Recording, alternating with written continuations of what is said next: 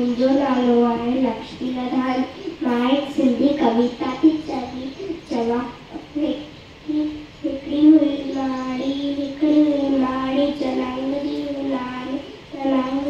लाड़ी सडेड जी हुई ॾाॾी सब कुत्ते जी हुई काकी सब चीते जी हुई चाची